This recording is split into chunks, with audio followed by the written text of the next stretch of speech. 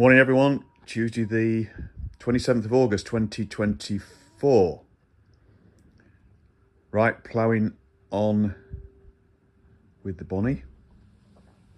And today we're going to focus on the brakes. And I've already found a problem with that, but anyway, we'll come on to that in a second. First of all, quick update. So, a couple of words of wisdom from Rick again, and that is that with respect to bleeding the rear brake, which can be quite difficult because if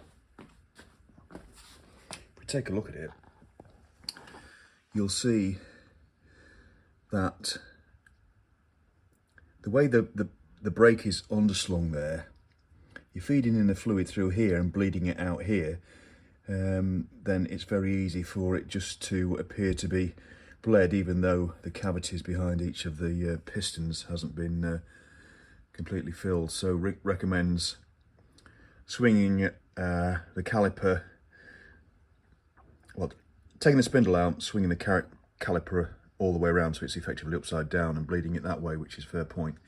But he wasn't suggesting keeping the right hand silencer off to get at this, although obviously that helps, but the left hand silencer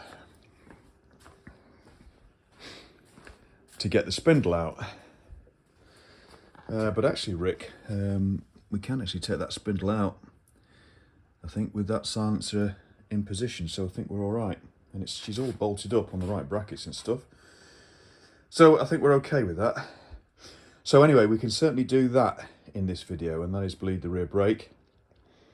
Also, while we're on the back end of it, grommets have arrived to protect the wiring in this hole and that hole, so we'll have some fun doing that, no doubt. And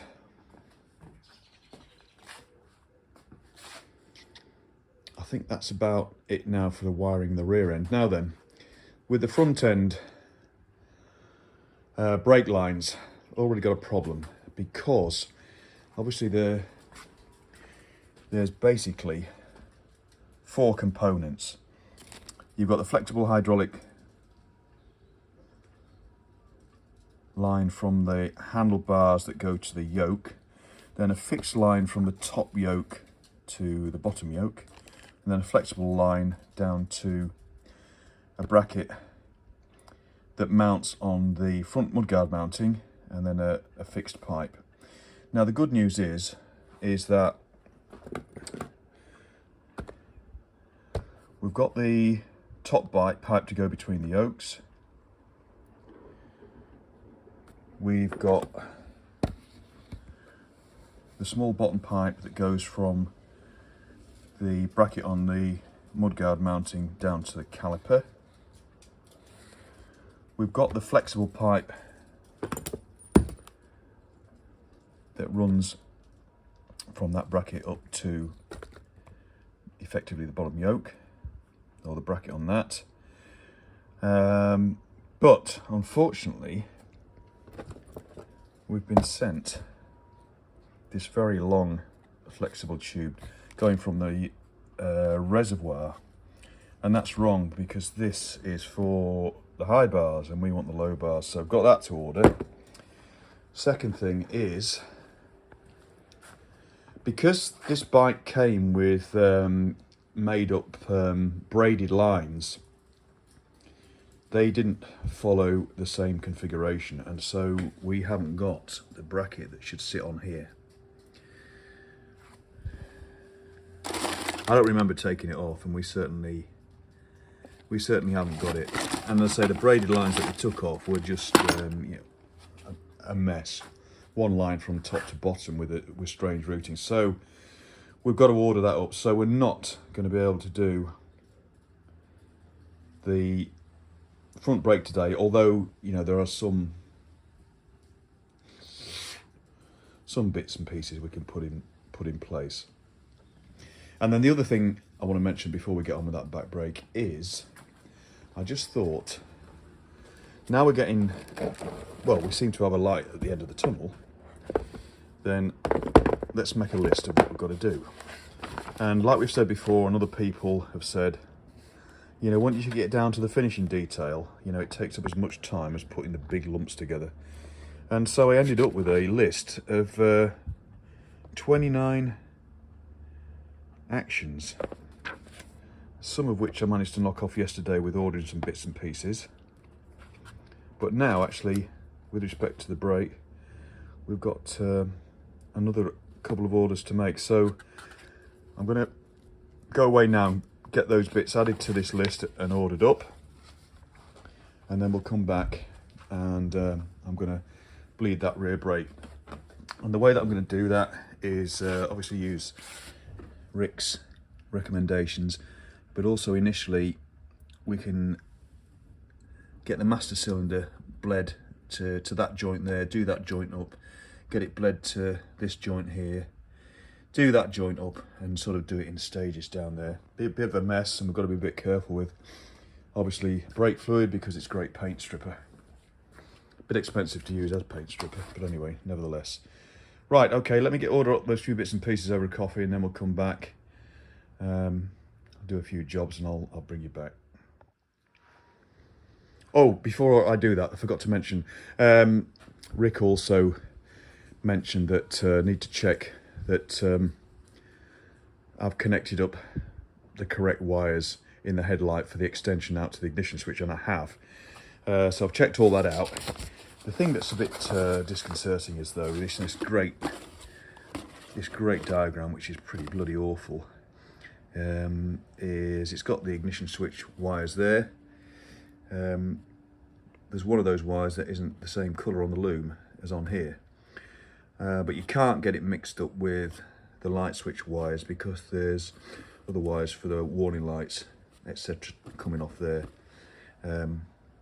So I'm absolutely confident I've got that the right way around, even though the diagram's wrong. Same old.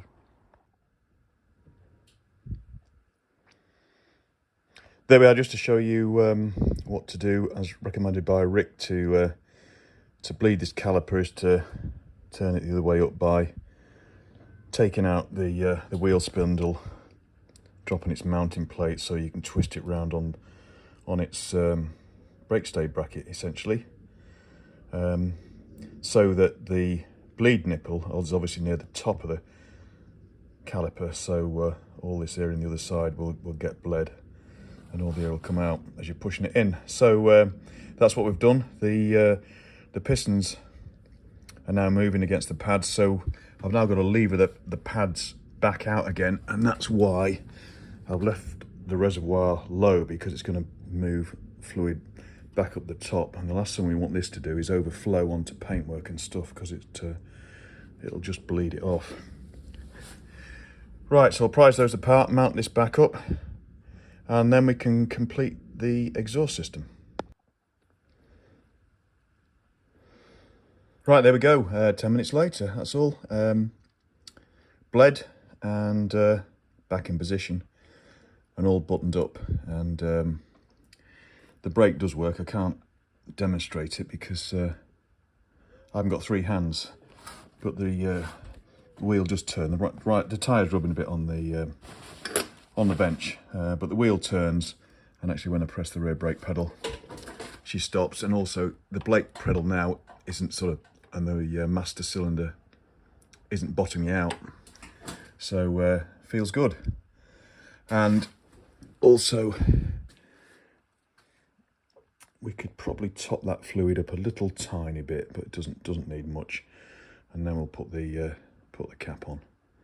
That's that job done. There we go, topped up a little. I think that's more than enough.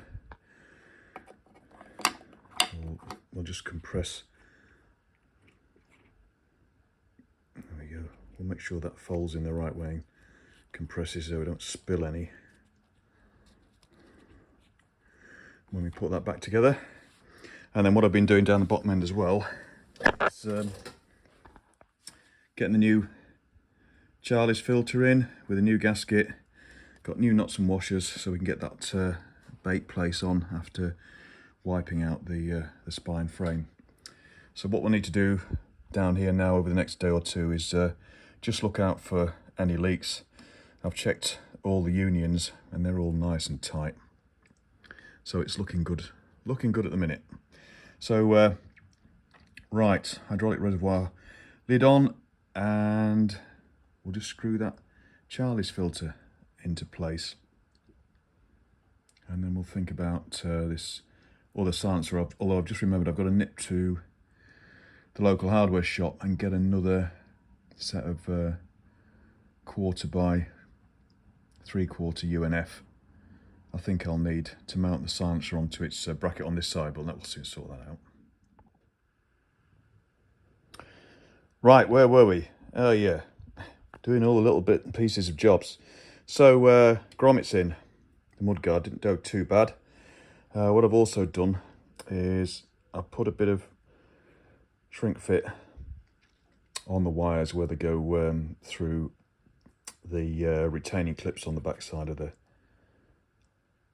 mudguard, just to protect them a bit more. So we can button that up in a sec.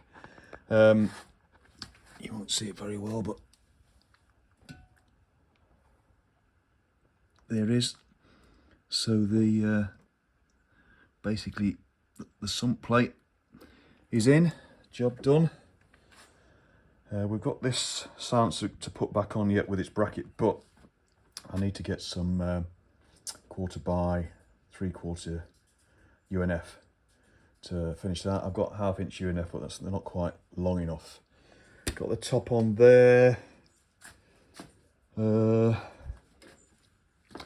kickstart.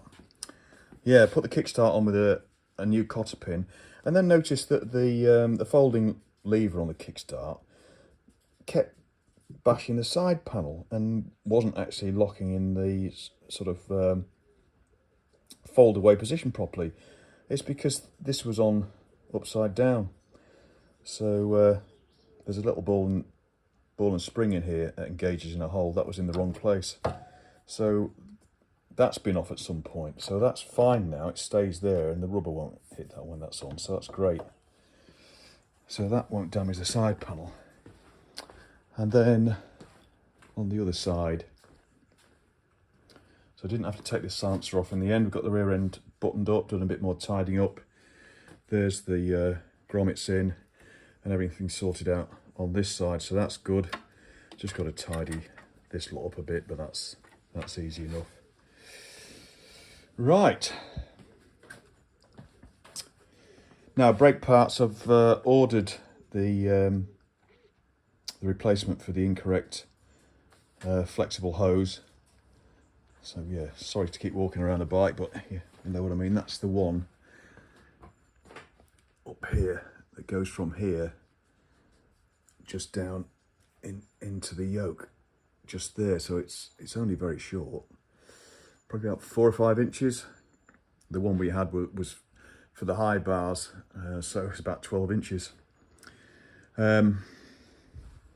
Anyway, we've got the others in position. So we've got this one here which winds its way up the back there and across, and I'll end up, you can just see it there underneath here when we get the flexible hose in from the master cylinder there. That's a better view of it.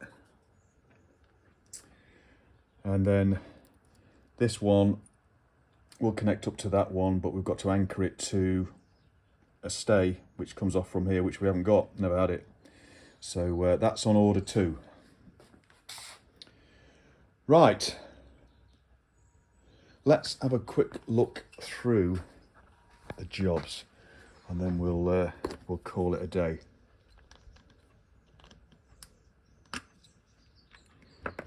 So we haven't attached the rear brake light switch yet because we're waiting for the little mounting screws. They're on order. We've checked the headlight wiring to the switch, but we haven't attached it yet. We haven't fitted the front brake hydraulic lines because we've got stuff on order. We've bled the rear brake, so we'll do half of that. Got to check the coils when they arrive. We're waiting for the flasher unit. We've fitted the new oil filter, that's one gone. We've cleaned out the spine and fitted the base plate. That's that done. We haven't done the main engine breather. That's pretty easy. Wire up alternator leads. Oh yeah, I need to do that. That's easy enough. We've got to fit the electronic ignition. We're waiting for the coils. Oh, prepare and paint seat hinges. That's easy enough to do, but we haven't done it yet. We've got a rear seat coming that's not arrived yet. Paint the tank badges. Easy enough to do. I mean, all these things are little jobs, but they just add up. Check all fitments rear end and fit the nuts and washers, the shop mounts. No, we haven't done that yet. We've ordered handlebar clips. Check tyre pressures. We've got new fork leg drain screws on the way, and we've got to put some new ATF fluid in the forks, I think, because I think we forgot to do that, so we might have to take the handlebars off to do that. Just paint the odd engine head bolt, sorry, engine nut. I've done that actually.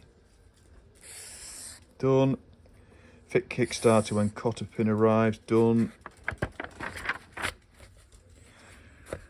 Battery we haven't done yet. New rubbers we haven't done that. Got the handlebar mirror on.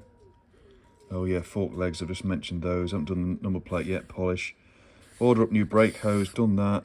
Order new bracket. Done that. We haven't fitted the control cables. So we've knocked off a few, but we've got a few to do. Right, okay.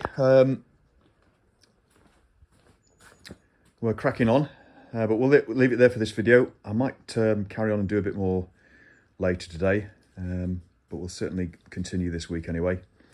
But again, just waiting for the odd part to arrive now. And we'll leave it there. Thanks very much for watching, everybody. Thanks for your interest. Thanks for any comments and subscriptions, and I'll see you all again soon. Cheers.